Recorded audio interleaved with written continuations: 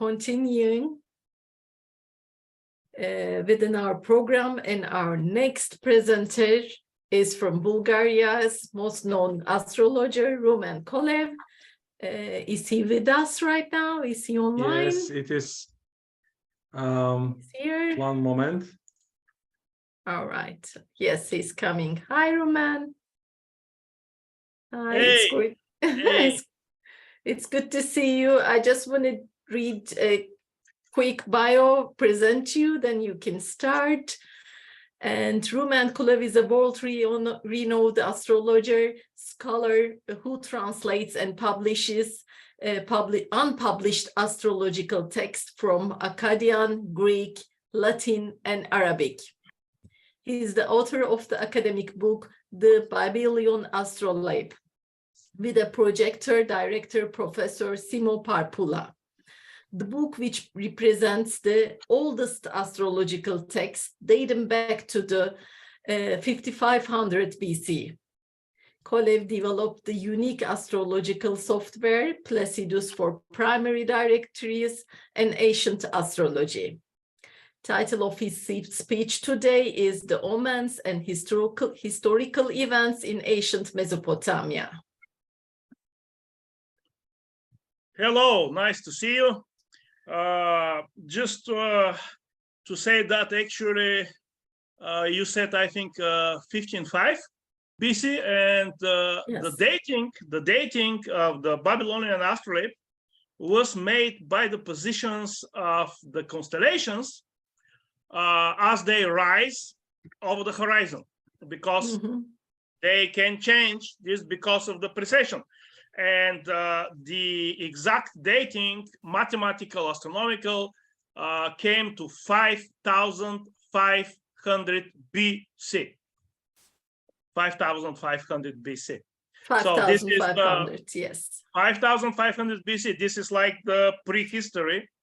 You know, like in 5,500 BC, actually, we have some good historical data. This was the time when the first temple, the first Sumerian temple, was built in Eridu in Mesopotamia. So it was the time actually when the Sumerians started their civilization. 5,500 BC, the first temple. Well, this first temple was like 2 meters on 2 meters kind of a hut, but you know, still something. Yes, of course. Yeah. Also, this was very, very interesting time, because 5,500 BC also is the time of the beginning of the so-called Danubian, early Danubian civilization or culture, something in between, because you know they had agriculture, they had watering of like artificial watering, melioration, and they had also science, like maybe around several hundred science, which is like proto writing. So Dunavian. The Nubian, early Danubian civilization or culture. It's very, you know, it's different how they call it, but nevertheless, this was I think one of the main missions that I have had, and that I was very happy and thankful to God that he made it possible to complete this almost impossible mission. Yes, thank you for that. Thank you for this research and mission. So, okay, now. Okay, now will you be sharing screen? Do you have anything to show us? Yeah, of course. I have a lot to show you. All right, so yeah, I can share the screen. All right, I will do it soon. So basically, what I'm going to talk about is the so-called historical omina or historical omens, which are recorded in writing, in cuneiform or any other ancient language. And I mean by this historical omens, I mean celestial events which were observed on the sky, which were recorded, which were discussed by the contemporary priests, scholars, and which were connected with historical events. Okay, actually, the most early so-called historical omina, where we have celestial events recorded, and this is connected with real historical events. This dates to maybe Sargon the Great and his successors. There are some early recorded omina, which is for lunar eclipses, and they connected the lunar eclipses with the death of the current king. And there were like several such correlations. There is a lunar eclipse, and boom, the king of Akkad is dead. The next king comes, and after some years, the same thing repeats. So these are the most early, but it is not. They are recorded like omina, without mentioning of the particular time of the particular kings in which are involved. There are no details. So I don't think that they are real historical omina which are textually supported. This omina, they just say, okay, if there is a lunar eclipse in this day, in this lunar month, and with this condition, then the king will die. So this is the whole thing. And although that it is a result of a celestial event, which the people living then connected by association with something event which really happened, then this is probably the case, but it is not textually supported. It is not written. It is not discussed. One omen which I remember, which is actually not preserved the whole omen, just part of this historical omen is preserved, relates to Sargon the Great, who is dated to 2300 BC. All right, so Sargon the Great, he was a great warrior. I believe he ruled for 40 years, and he first unified Mesopotamia, and then he conquered everything around. I think he conquered the present-day Turkey, Syria. I think he went even to Egypt. Almost. He conquered even Egypt, and of course, the present-day Iraq, Iran. All these things were under Sargon the Great, and the omen, which is partially preserved in cuneiform text, is saying something like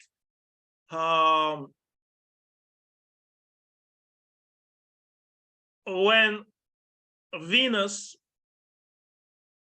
then follows destroyed text a little bit. In the north, again destroyed text. Sargon, the king of the world, destroyed text in the northern lands. So we have here these keywords: Venus, in the north, Sargon the Great, the northern lands. So what we can reconstruct here is that there was an omen involving Venus, and Sargon the Great in this time conquered the northern lands. And this event involving Venus may be that Venus rose in the north, in the northeast, of course, probably something of the case. So we should not forget also that Sargon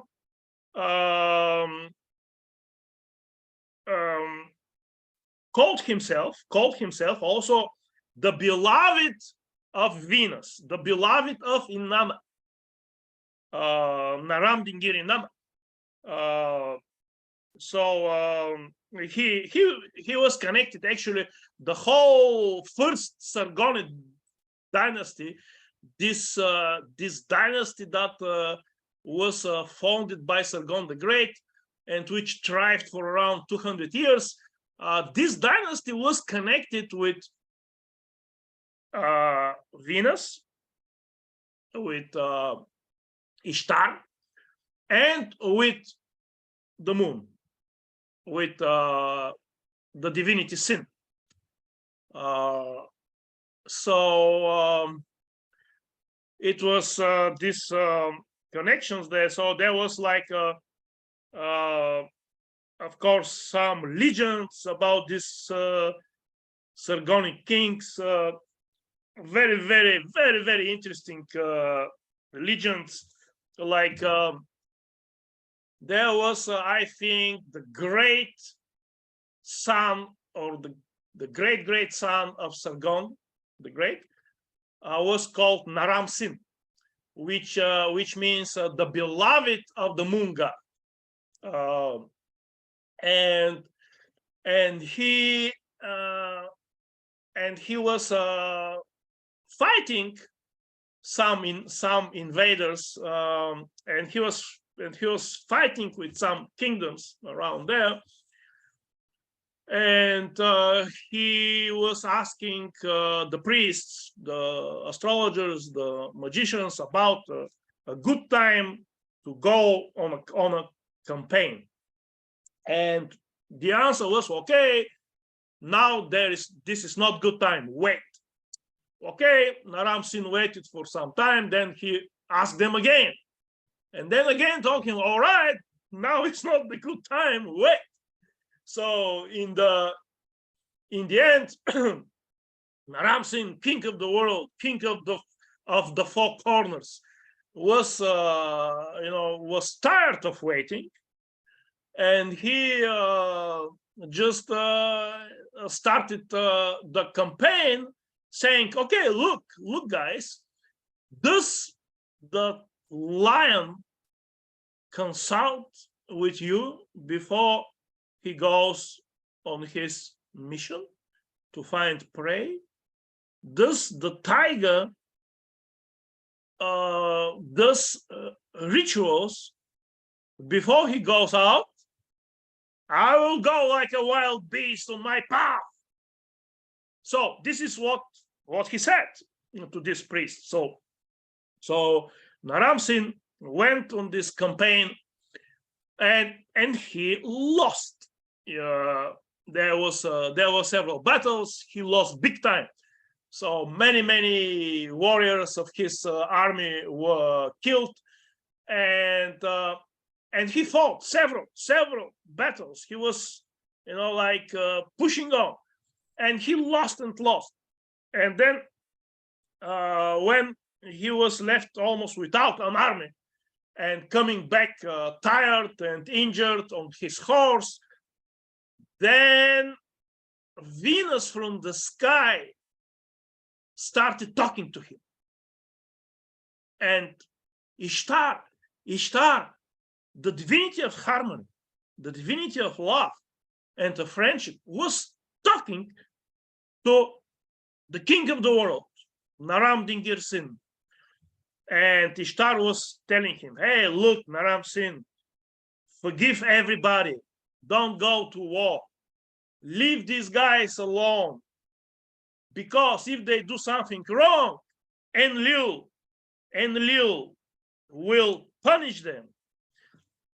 And actually, the message that Ishtar was saying to Naram Sin was, well, the same message as Jesus Christ. Love everybody. Don't hate anyone. Don't have anger. Be friends with everyone.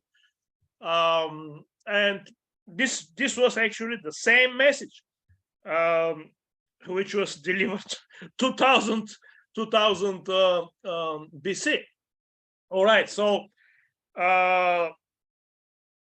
very, very interesting legends there, interesting stuff. There is a book published, Legends of the Sargonic Kings.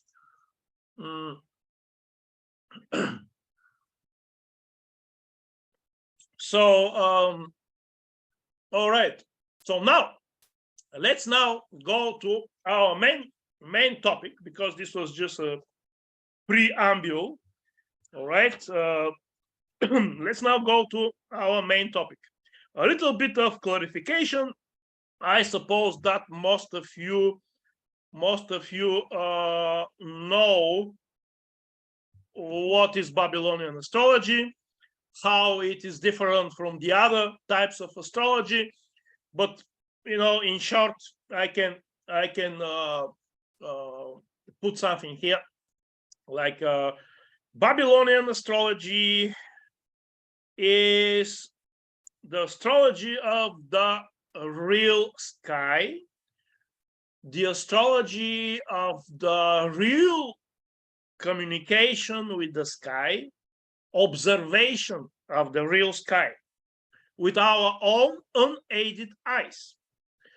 And it is the observation of the celestial events which we can observe on the sky, and observation of the events on the earth and the events in us and around us.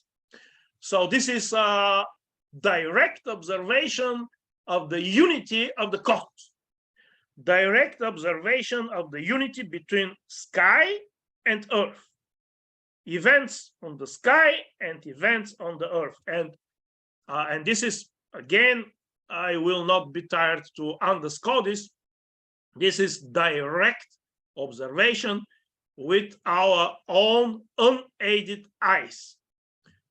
The sky is a sphere. It is the celestial sphere. It is in 3 dimensions. And there are a lot of things there. A lot of things which the computer programs will not represent. Even such programs like mine, for example, where you can see, you'll see now, most of you know them, where you can see also the stars. You can see something like a 2-dimension or even pseudo 3-dimension, and of course I have also a model where you can see the celestial sphere with all the stars, with everything. Even this kind of computer programs cannot give you a representation of the real sky, because there are events which are happening on the real sky which computer programs cannot predict, like let's say a meteor. Somebody is born right now, and there is a powerful meteor or even meteorite, splashing in light, coming from one star and disappearing in another constellation. So does this have a meaning? Well, of course it has a meaning. Everything has a meaning here in this life. in this world, in your life, everything, the most little detail has a meaning. So sometimes I talk also about these two major schools in philosophy. One school will tell, all right, well, it does not have a meaning, right? Like nothing has a meaning. Okay, somebody is born in a full moon. Well, this does not mean anything. Well, somebody is born when Venus is rising as a morning star. No, this doesn't have a meaning. Okay, somebody is killed by a lightning.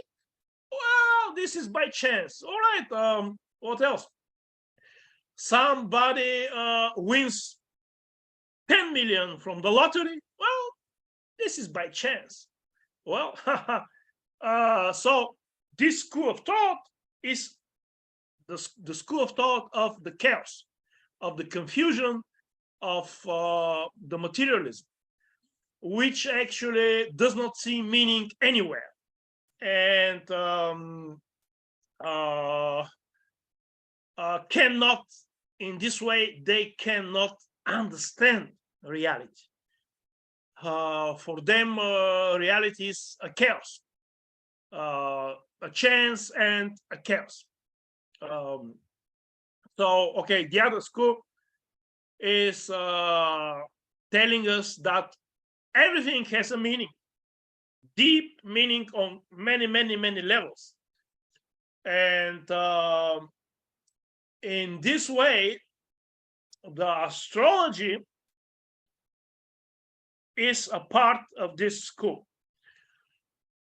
which tries to get deeper into reality, to see reality, the inner deep meaning of the interconnections of everything, of the inner meaning of everything.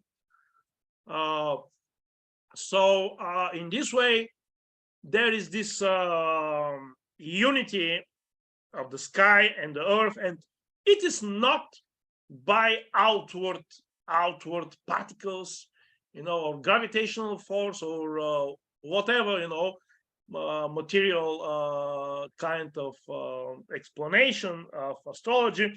It is more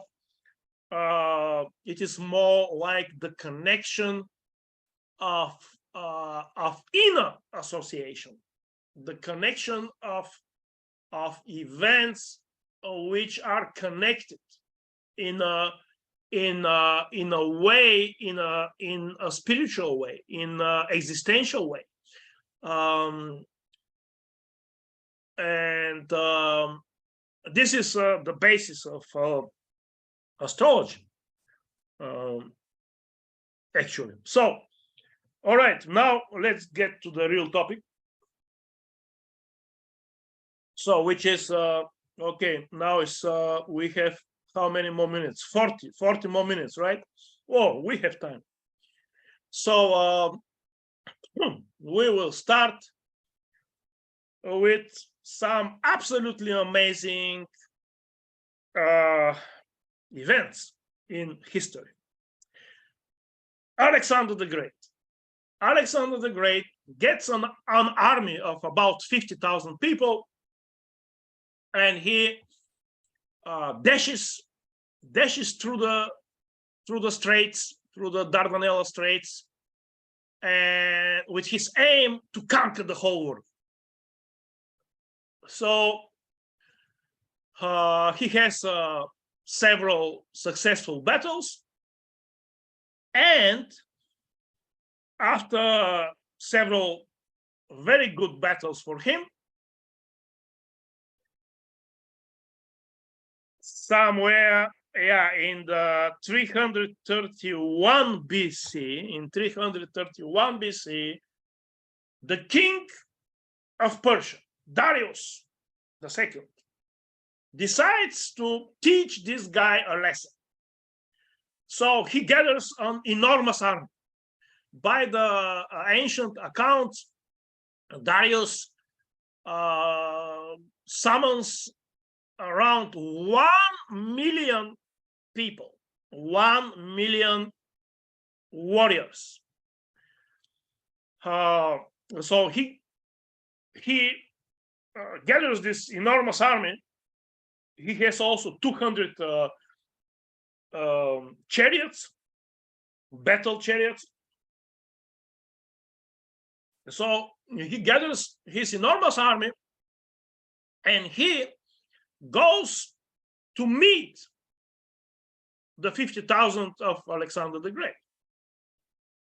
So Darius picks up, he chooses the place of the battle. This is Darius, the Persian king himself. He himself chooses with his generals, he chooses the place of the battle, which is Gaugamela, the famous battle. It is believed that this is near present-day Erbil in Iraqi Kurdistan, around what is called Tel Gomel, like a hill Tel called Gomel. It is believed that the battle took place there. So it was a very nice place for the army of Darius. It was flat, and for a huge army, this was the best place. So not only this, but Darius gave orders that this area, this whole place should be worked on. Like he sent a big part of his army to prepare the place for the battle, that the place be very good for his army, that they will, for example, if there is something like a heap of earth somewhere, they will flatten it. They will tramp everything. They'll make everything flat and good for a battle with a huge army. Also, there was event like before the battle. The battle took place in the morning on the 1st of October, 331 BC, which was the 24th of Ulu, the 6th month in the Babylonian calendar. So there was another thing here. Like when Alexander the Great discussed the battle, the battle which was going to happen with his generals, some of his generals suggested that they attack in the night.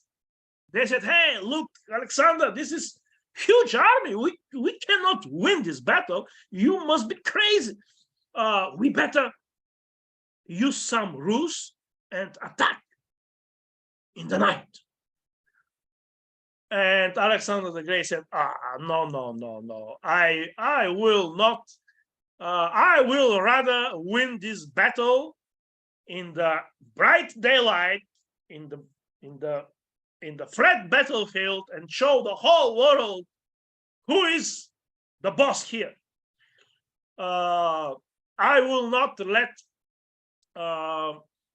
this happen in such a way that the later generations may accuse me of treachery and using such kind of not very brave and legal ways, like this kind of sneakery kind of tricks, to win the battle. No, I'll win it on the open battlefield in the daylight, like a real guy, like a real man. And also this danger that Alexander the Great may attack during the night was aware Darius and his generals. So Darius gave orders that a big part of his army was to be ready for the battle and stay the whole night. So a big part of this huge army spent the night ordered in lines and waiting for Alexander the Great to attack during the night, which did not happen. So, okay. So what happened, we know. There are movies, there are books, there are legends. However, one thing, okay, yeah, Alexander the Great was victorious with 50,000 men against 1 million or 500,000. Well, the same thing. So this is something that everybody knows. Now let me show you. Let me start sharing the screen. All right. Now I will. Let me see here. All right. All right. This must be here. All right. So let me show you here something. All right, this is the chart of the battle. It started in the morning with the sunrise. And this is ancient depiction. I think, was this somewhere from Pompeii or Italy somewhere? Found, I'm not sure. So anyway,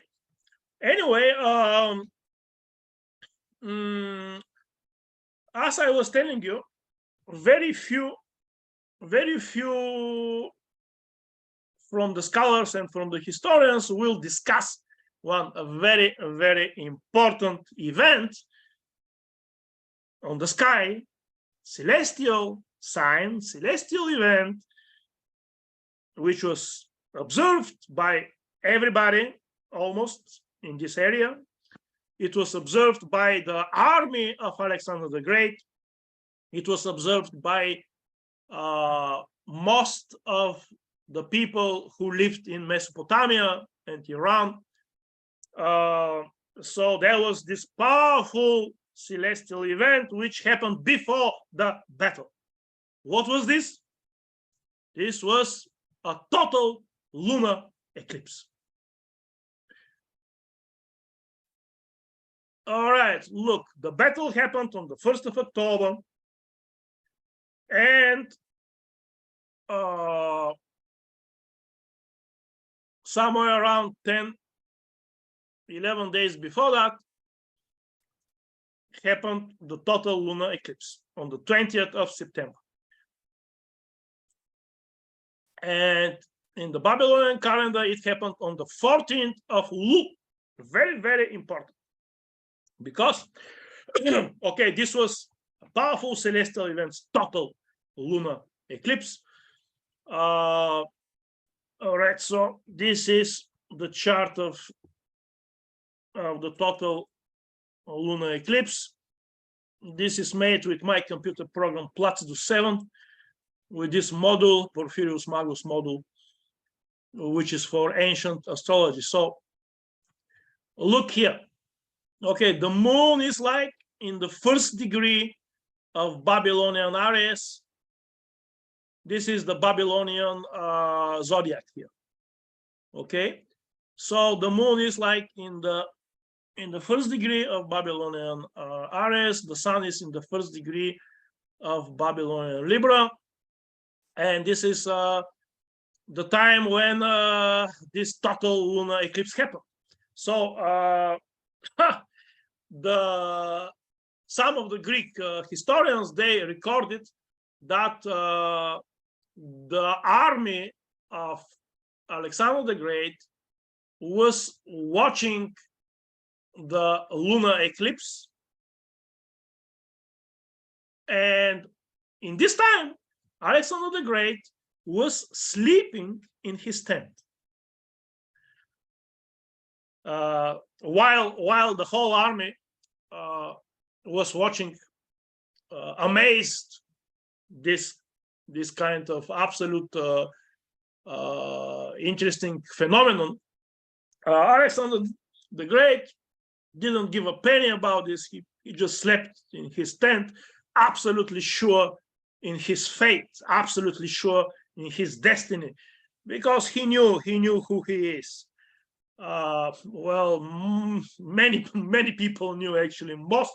Most of the people knew who Alexander the Great was. And I will just mention, I will just ask you to recall this event with the horse, all right? Like this Bucephalus horse, Bucephalus, which was the horse that Alexander the Great rode in this battle. And like this was event, like this horse was brought by some Thracian king, like a gift to his father, and nobody was able even to approach this horse. He was so wild, and nobody could ride him. Nobody could even approach this wild black horse. I think he was a black horse with white speck on his forehead. So anyway, Alexander the Great was a small boy, like 15 years old, when he very calmly approached the horse and rode the horse at once, like this. So as I was telling you, we cannot believe easily the people, but the animals will never lie. So all right, anyway, so this is the total lunar eclipse here. And what is important here? What is important here? Okay, this is a celestial event. This is a powerful thing, a powerful celestial event. And what is the interpretation? This is the question here. How will we interpret this event? All right, the way of interpretation of this event is with the day when it happened and with the month when it happened. The day and the month. So it is the 14th of Ulu. All right, why is this so important? Because every day in the lunar month is associated with a given country, especially these days where are possible the solar and the lunar eclipses. So these days, like on which lunar days are possible the lunar eclipses? Okay, this is the 13th, the 14th, the 15th, and the 16th. So each of these days has a corresponding country. And also each of the months has a corresponding country. Like there are 4 groups of months which basically correspond. We can draw this association with the zodiacal signs. So there are 4 groups of months which correspond to 4 countries, big kingships, big kingdoms. So, all right, the 14th of the lunar month was associated from the ancient Babylonian texts. The 14th lunar day is associated with Elam. And Elam, as we know, Elam was a very ancient kingdom which was to the east of Mesopotamia. It was in the present day Iran. All right, there is one river in the present day Iran which is a tributary to Tigris, I think, and along this river in the present day Iran, to the east of Babylon, to the east of Mesopotamia, was this kingdom Elam. Actually, Elam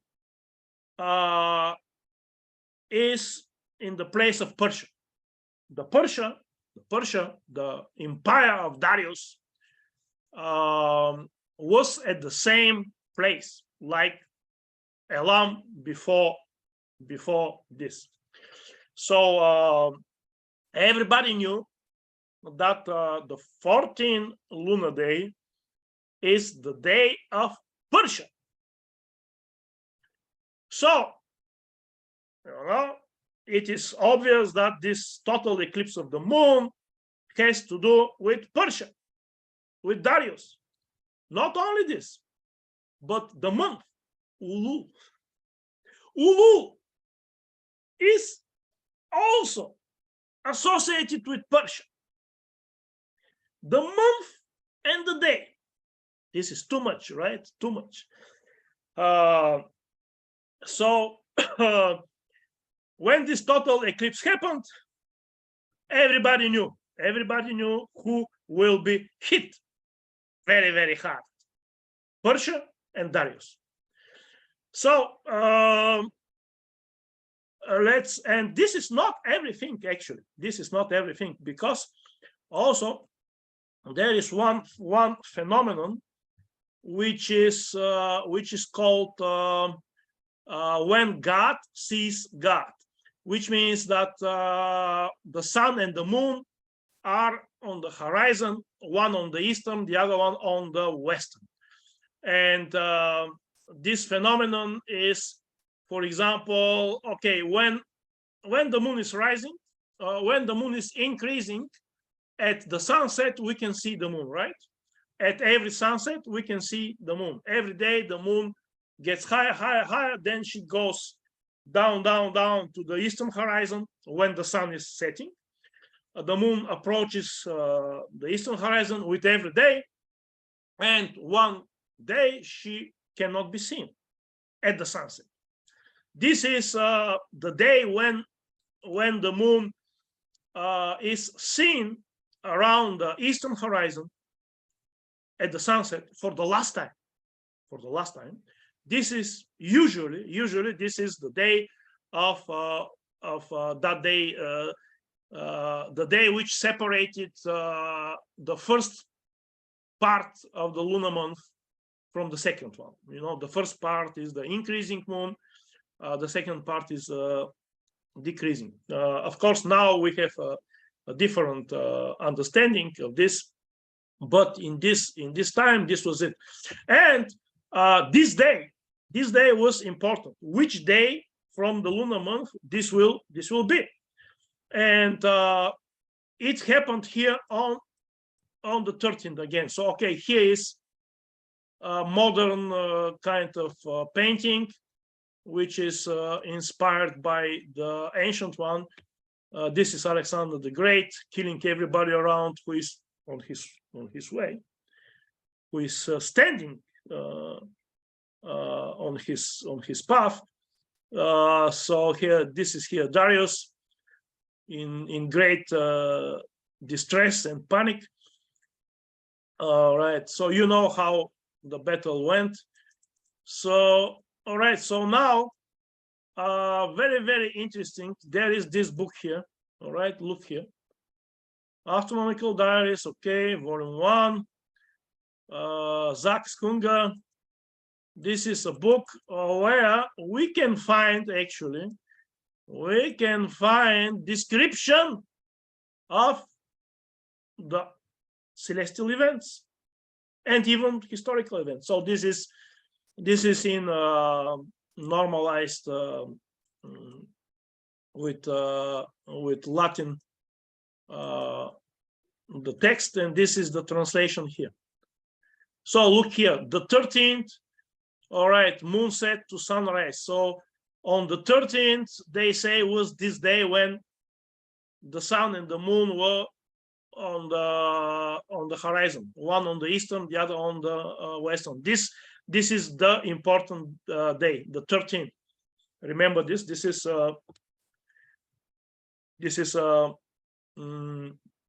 important. So here, lunar eclipse. Okay, there was lunar eclipse. There were there was some kind. They say also that there was lightning flashed. Okay, fall of fire, which I believe this was like meteor showers and maybe a meteorite too. Okay, fall of fire. All right. Then description of the planets, where they are, the moon. All right. And then here, look here. This is, all right, this is the other one. So here. All right. So look here. Okay. On the 24th in the morning, the king of the world, which is Darius, okay, they fought with each other, and a heavy defeat of the troops of Darius. Okay, the troops of the king deserted him and went to their cities. They fled to the land of the Guti. Yeah, the Guti is northeast, somewhere there in the mountains between Mesopotamia and Iran. So, okay, here we have description of the celestial event, and we have description also of the historical event. So, okay, here also is written, okay, on the 11th in Sipar, on order of Alexander, I shall not enter your houses. Well, yeah. Well, Alexander the Great was able to build this vast empire only because he was noble, only because he was friendly, noble to these guys that he defeated, actually. So obviously he has given order to his troops to be civilized, not to touch anything, and to behave good as a good moral guys. So yeah. All right. So all right. So all right. This is actually the book that we were talking about, the Babylonian Astrolabe. Okay, here this is about this this day. These pages here are taken from my book, the Babylonian Astrolabe, and here I explain what is the meaning of the phrase "God sees God," which means the sun sees the moon sees the sun. They are on the opposite sides of the horizon, and this happens in one of the lunar days, and it can be, it can be from the 12th to the 16th, I believe. All right, here I explain what this means. All right, here is all right, the sun and the moon. All right, yeah, so it could be the 12th, the 13th, the 15th, 16th, and 17th. All right, so what is the meaning? Here we can, this is again from my book, so we can find some the meaning of this in Enuma, Anu, and Lil, which was the Bible for the Babylonian astrologer. All right, here is translation of this. So, okay, let's find what does this mean if this happens on the 13th day. Okay, if the moon and the sun see each other on the 13th day of the lunar month, the speech is not true, the ways of the land are not virtuous, there will be troops of the enemy. The enemy will take hold of the land. Oh boy. So okay, it is 4:25. We have 15 more minutes. Let's, okay, this is like one possible moment of this day, the 13th of Elul. You see here the sun on the right, the moon on the left. This is the last sunset in this month, when we could still see the moon over the eastern horizon. The next day, the moon will not be seen.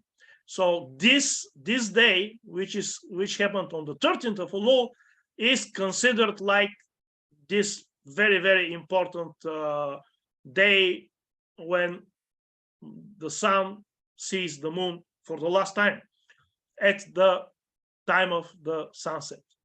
So, okay, let's continue. This is another moment here, which happens on the 13th of Elul.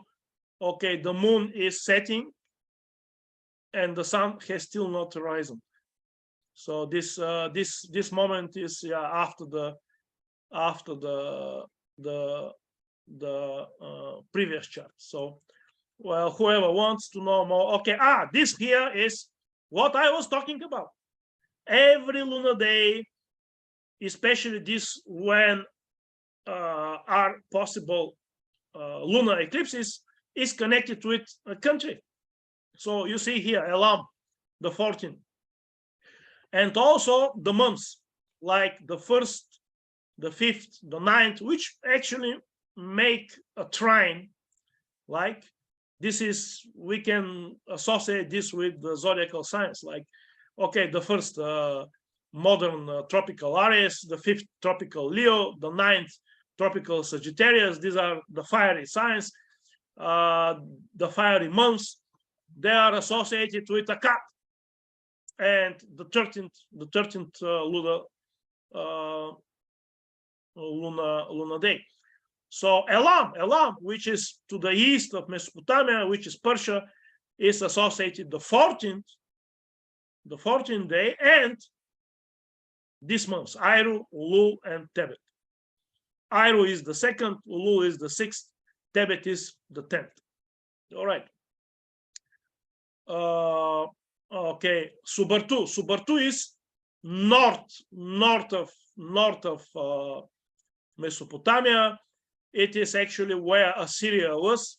Is associated with the 16th day, Subartu, the 16th day, and with the 4th, 8th, and the 12th month. Okay, this is important for what we will discuss later if we have time. Let's see.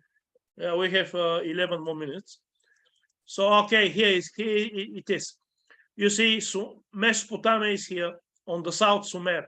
In the middle, in the middle, Babylonian Akkad. In the north is Subartu, Assyria. On the east is Elam. In the west is Amurru, the desert. So okay, now we will go to one very, very interesting case here of Esarhaddon or Asarhaddon. Somebody will tell his name. So this guy was the son of the emperor of Assyria, Sennacherib, and he is the father of the famous Ashurbanipal. And in his title was that he was the revenger of his father, who was killed. His father was killed by two of his own sons. Esarhaddon, which was the youngest son, defeated after the killing, defeated his brothers and became emperor. So he was also like the restorer of Babylon and conqueror of Egypt. So he ruled 12 years, just as Alexander the Great, Napoleon, and Hitler. So, okay, there is some kind of prehistory here. Okay, like Sennacherib in 689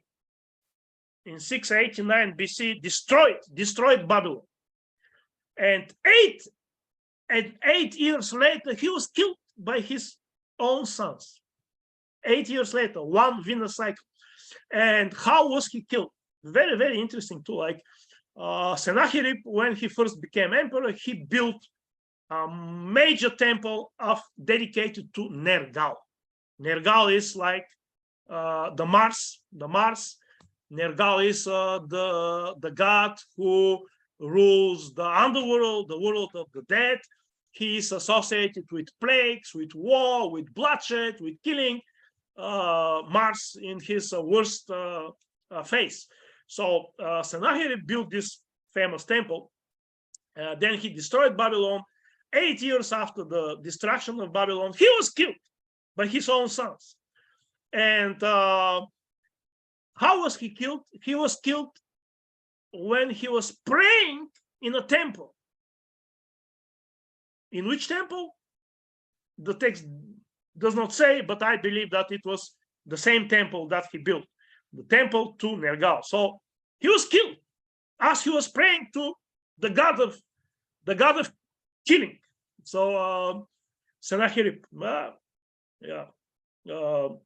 and very, very interesting is also that he was killed on the 20th of Tebet. On the 20th of Tebet, which is the 20th lunar day, is dedicated to Shamash, the sun, which is the divinity of justice. So I believe this is connected to his death is connected with the destruction of Babylon. So okay, Esarhaddon came after him. He was he ruled for 12 years. He restored Babylon. His great dream was to conquer Egypt, and he made 2 campaigns, 673 BC, and which was not very successful, and then 2 years later was successful in 671, and he erected this stele. You see here this stele. This is here Esarhaddon.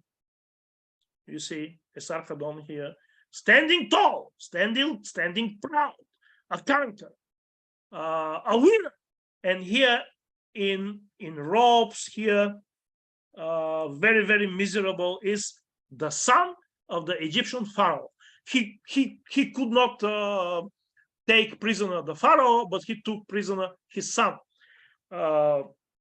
So all right, we don't have time to discuss. These are divinities here. You see here the moon, the sun, and here the star connected with Ishtar. And I think the first one here is Asur. Then this is Ishtar. Then this is Nabu. And this guy here is holding this kind of lightning, is of course Adad, the god of storm. So all right, all right. So what happens? What happens is like let's see, when is this? This is 6 minus 6668, which is like 669 BC. Something happened with this guy after 673 BC. Like, this was his first campaign in Egypt. And in this time, something happened with this guy. He started to develop some kind of unexplained sickness with many, many different kinds of symptoms, like vomiting, dizziness, no energy, depression, skin rash, well, all kinds of crazy things. And nobody could heal him. And no priest, no magician, no astrologer, no doctor knew what the hell is happening here. So, well, I suppose that, this happened after his first campaign in Egypt. So, okay. All right. So he conquered Egypt in 671. But what happened in 669 BC, Mars and Saturn on the 16th of Adar. Mars and Saturn came to close conjunction, like they were like you could not see them separated. They were like one star, very, very bright, because Mars was like minus 1.5, 1.7, and you add also Saturn there, boom. So and also at the time of the full moon, there was a halo around the moon, this big circle of 22 degrees radius around the moon, which was encircling Saturn and Mars, and also Spica too. Yeah, this was a big circle here. And this happened on the 16th of Adar. Also on the same day, happened this God sees God. So okay, think about this kind of omen, Saturn and Mars, absolute tight conjunction. You know, like they were like one star. They became one star, and the moon with them, the full moon below them, as you can see here. You see the moon here. All right, the moon is below them, and this Saturn and Mars both are here in this point. So all right, and this is something not very nice, right? And when did this happen? This happened on the 16th. All right, on the 16th. On the 16th of Adar. So do you remember which country was connected with the 16th lunar day and with Adar? All right, let's check. Let's go up here. Oh boy, Subartu, the 16th day. Subartu also is connected with the month of Adar. So this has to do with Subartu, which is Assyria. and this guy, Esarhaddon, is actually the emperor of Assyria. So it is absolutely obvious that this has to do with him. And this was not a good omen. So, okay, astrological reports to Assyrian kings, here State Archives of Assyria, volume 8. So Esarhaddon wrote to the magicians, to the astrologers. He required explanation, and he received 9, I think we have 9 letters from astrologers, magicians, priests to Esarhaddon on the topic of this omen. And you see, many of them will try to console him. Some of them were more realistic. Okay, like look here, from Nabu Ahe Eriba. Okay, the moon is surrounded by a halo and Mars and in it, loss of cattle, of all lands, the date. Okay, we'll probably all right. All right. So if the Pluff star reaches the path of the sun, famine of cattle, there will be famine. Mars will reach Saturn. So this is cold word. Pluff star is Mars, and the path of the sun is Saturn. Cold words. All right. So okay, from another astrologer, Balasi, I think he was from Babylon. Okay, okay, look here.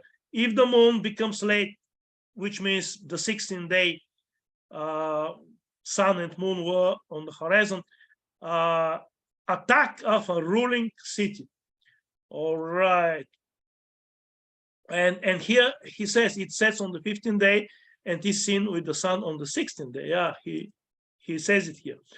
All right, so if the Raven star reaches the path of the sun, okay, it's so the Raven star is Mars, the path of the sun is Saturn. So, all right, okay, he here is making a constellation, like, oh, this is concerning a cat. Oh, really? Oh, really? This is concerning a cat? No way! This is not concerning a cat. This is concerning Assyria. All right, so okay, if the moon is surrounded by a halo and the planet standing in it, robbers will rage. Well, yeah, there are all this here that you can probably later, when you get the chance to get the video, you can read for yourself. So what we see here is a discussion of this omen. The king was very, very worried, and he was worried rightly so, because guess what happened? Guess what happened? Only 1 month after this omen, the Egyptian pharaoh revolted, and he started campaign. He started campaign, and he drove out the Assyrian garrison almost to the delta, and he was fighting there. So Esarhaddon, when he learned this, he gathered enormous army, and he went to Egypt in order to give justice there, to reclaim Egypt. And he went through Haran. Haran is a city on the path of the troops. So he went to Haran, and he stayed there for several days. And guess what happened there? He died. Esarhaddon died on his way to Egypt in Haran, 6 months after this omen happened. So, okay, I have here one more thing about Assurbanipal for 1 minute. All right, Assurbanipal was ruling for 40 years. He destroyed Elam. He was astrologer. This is him here. And when he became king, 2 months after his coronation, so to say, Jupiter rose helically, appeared helically in the sign of Cancer, his own sign of exaltation, of elevation. Jupiter, MF0, morning for 0, appeared on the 18th of Siman, minus 667 year.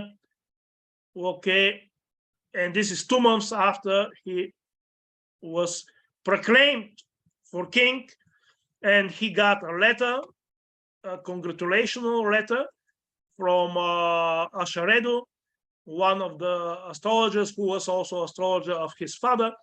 And he says here, okay, it is Jupiter, okay, is seen in front of Cancer, stands in the path of Enlil. Where is his position? Enlil, the path of Enlil is his path, and its light carried radiance. Okay, the king of Akkad will become strong. All right, so this is a very, very good.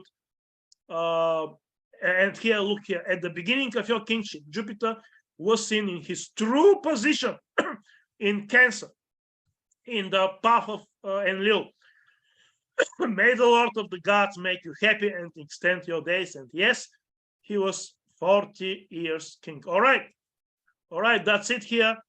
Here is again something about this succession of the kings. So, all right, we are out of time right now.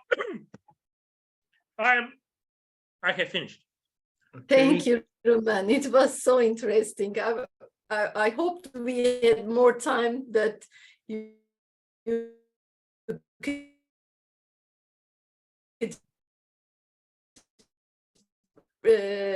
speak more. Do you want to add something?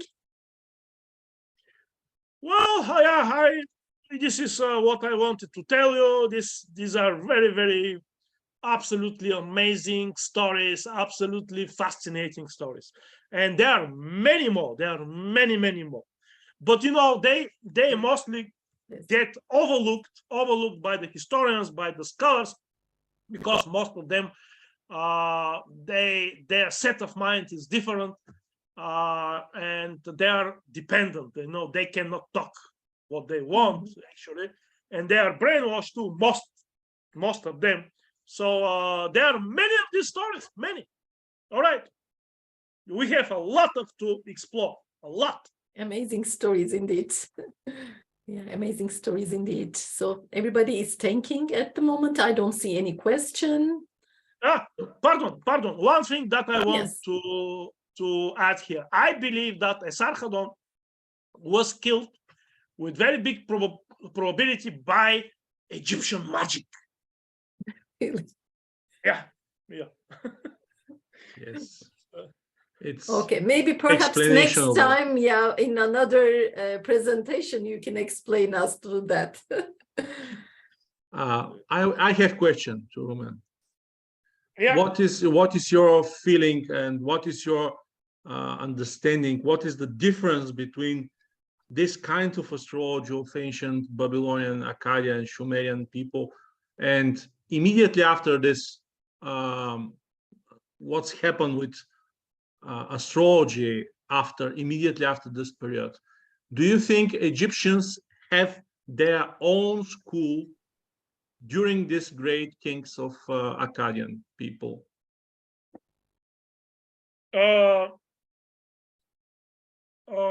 Whether they had their own school of of astrology? Astrology, of course.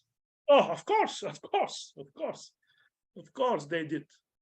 Well, I believe that there was several moments when there was this exchange of culture, of knowledge between Mesopotamia and Egypt.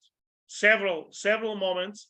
Like I think the first one was Sargon the Great, 2400 BC, and then the last one was actually in the time of the New Babylonian Empire, which was somewhere in the 7th century BC, when actually Egypt was conquered, and then there we have evidence that in this time of the New Babylonian Empire, which thrived only for 120 years around the 7th century BC, we have evidence that actually in Egypt, the upper strata of the society, the scholars, the priests, the intelligentsia, they studied Akkadian, and they found even